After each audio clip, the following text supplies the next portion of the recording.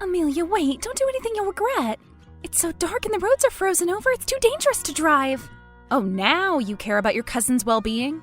Not when you jumped in bed with her husband while she was in the hospital? Don't worry, I am driving very slowly to the divorce attorney's office. I'll spend the whole night waiting in front of the door if I have to. It was a one-time thing. It was a mistake. Please, just answer my calls. It's too dangerous to text while driving. How could I have been so foolish?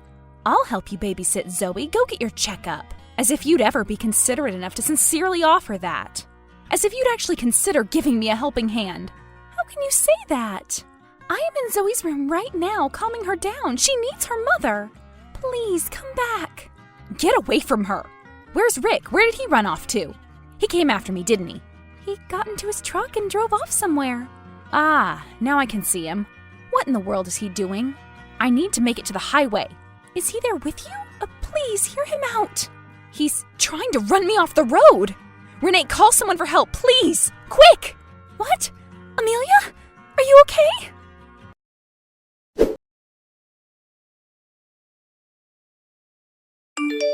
Amelia, how are you? Are you getting better? I was so worried about you. What did the doctor say?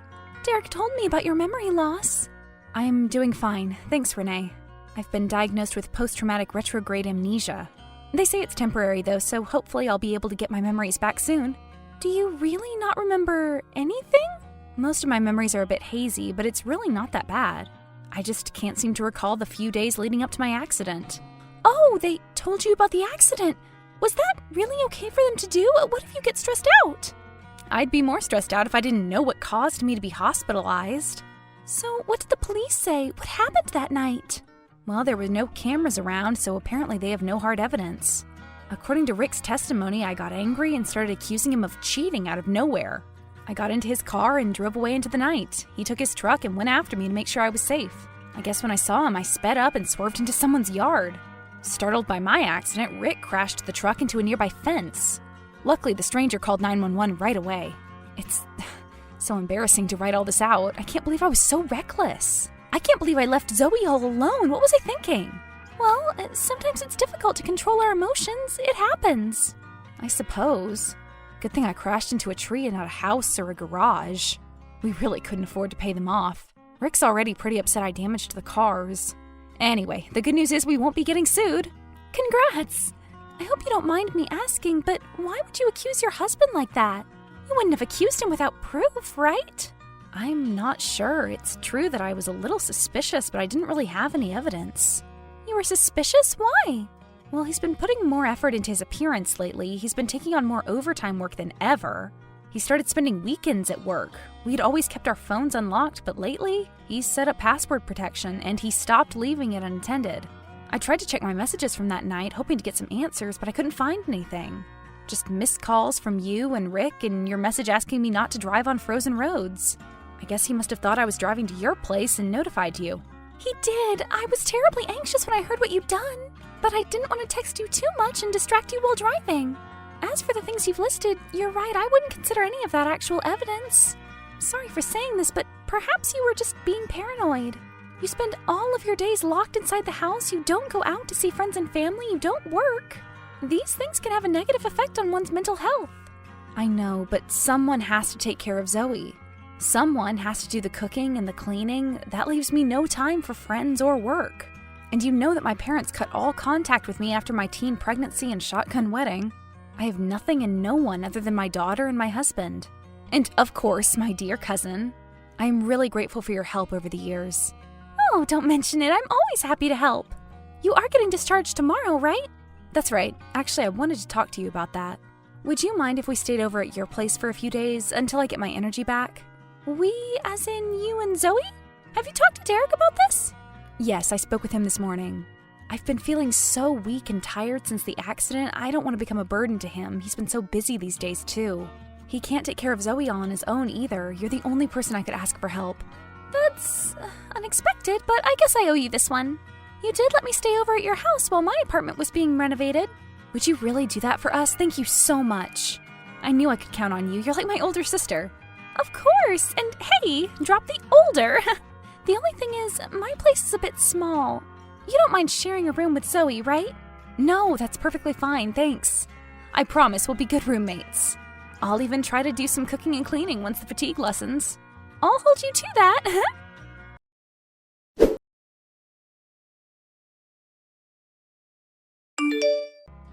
Amelia, did you get to Renee's place?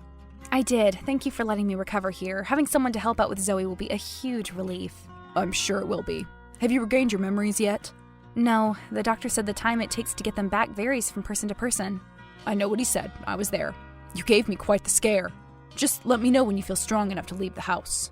Strong enough to leave the house? Why? Are we going somewhere? I've been talking to the guys at work, and they all think we should use this experience as a learning opportunity. I don't get it. What do you mean?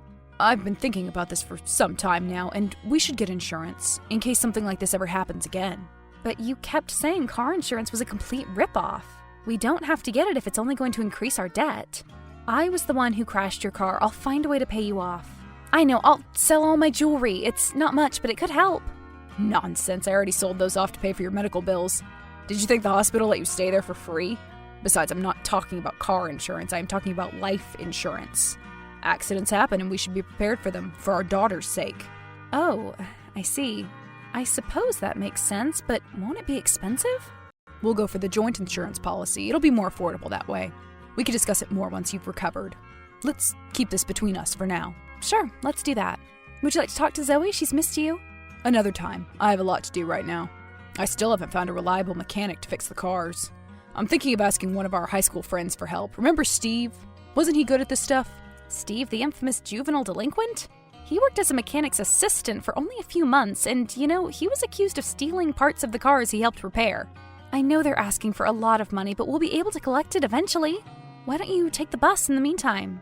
The bus? Are you kidding me? Do you know what'll happen if the guys at the gym see me arrive to work on a bus? They'll lose all respect for me. Just until the cars have been fixed, I promise I'll get the money however I can and pay for the repairs myself. Once I feel a bit better, I'll go and beg my parents if I have to. Okay, I like the sound of that. Do you think you could get them to pay off the entire bill? Will they really help us out? I know they refuse to contact us, but when I show up at their front door limping toward them, pleading for some money, I bet they'll give it to us. I mean, I am still their flesh and blood, right? Their only daughter. All right, that works for me. I'll take the bus and get off a few stops away. Say, walking's good exercise. Make sure to hurry up and get better soon. I'll try to.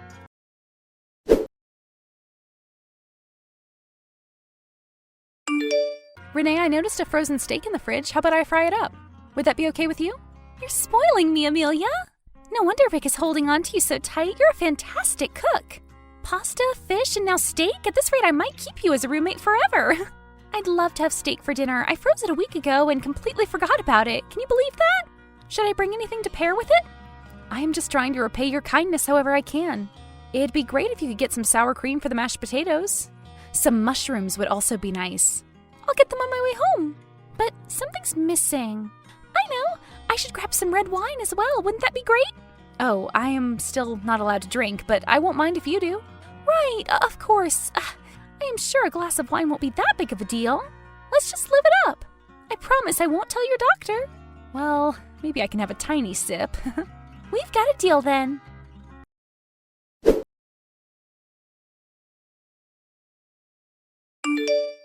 Derek, are you home? This is urgent. I need your help. Yes, I was just about to go to bed. What's wrong? Did that woman do anything to you? Did she regain her memories? I've told you 1,000,000 times. Don't worry, I've got a plan. No, it's my ring. It's missing. I didn't notice I'd lost it that night, but I just went through my purse and it's nowhere to be found. Which ring? I don't get it. The gold ring you and Amelia gave me for my 23rd birthday. She asked me about it a few days ago and I promised her I'd look for it. I've turned this place upside down, but it's nowhere to be found. What does any of that have to do with me? I think I might have dropped it when I stayed behind to watch Zoe that day. I gave her my purse to calm her down. Maybe she took the ring out of my purse and threw it somewhere. Ugh, that girl's such a nuisance. Couldn't you have entertained her with your phone? No way! She could have damaged it. Plus, I was texting Amelia. Anyway, could you peek under the bed for me? It might have rolled in there. Give me a second. I don't see anything. Look around the room some more. It's not here. It's not visible anyway. Well, look harder. Watch your tone. I don't even let my wife boss me around. I am asking you to do a simple task. I should have come over myself. God, you're such a control freak.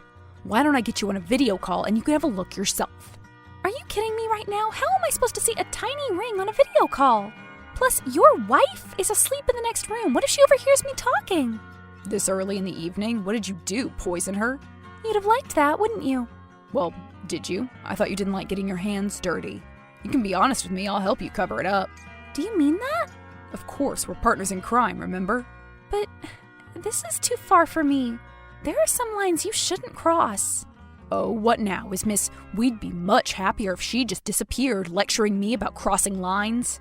You know, the texts you deleted from her phone are still saved on mine, right? What? You didn't delete them? You said you'd delete them. I did say that, didn't I? But then I thought I might keep them just in case. After all, who knows when you'll get bored of me and try to run me off the road? With every passing day, she gets closer to regaining her memories. She knows what you were trying to do. She's going to testify against you, and I want no part in this. Unbelievable. You were there, whether you like it or not, and you're already a part of this. Not if I get my ring back. Once all the traces are gone, I'm out of this case. So you'd better keep looking unless you want our passionate conversations to be sent to Amelia. What came over you all of a sudden? Are you out of your mind? Are you seriously blackmailing me? I may have had a glass or two, so what? The important thing is she told me about the life insurance policy this morning. I know you're planning to do something horrible, and once again, I'll have no part in it. That useless parasite. I told her to keep it a secret. Yes, well, the cat's out of the bag now. So you'd better keep looking for that ring. It's not here. Think about this, Renee. With her out of the picture and the insurance money, we can finally move in together. We can buy a new house and a new car. You'll have the family you've always dreamt of. You'll even get a child without going through pregnancy. What more do you want? It's an ideal arrangement. I can't believe this. How can you be so heartless? Forget about the ring. I am sending this to Amelia. Adultery is not a crime, right? You're the only one who's at fault here. I'm innocent in the eyes of the law. How can you be this dense? Is this because she cooked for you a few times and helped you out with chores? You're suddenly best of friends? Listen to me. You concealed the evidence, you assisted me with the cover-up, and you just tried to blackmail me. You are not getting out of this scot-free. Renee! I'm coming over to your apartment. Don't do anything stupid or I swear I'll make you regret it.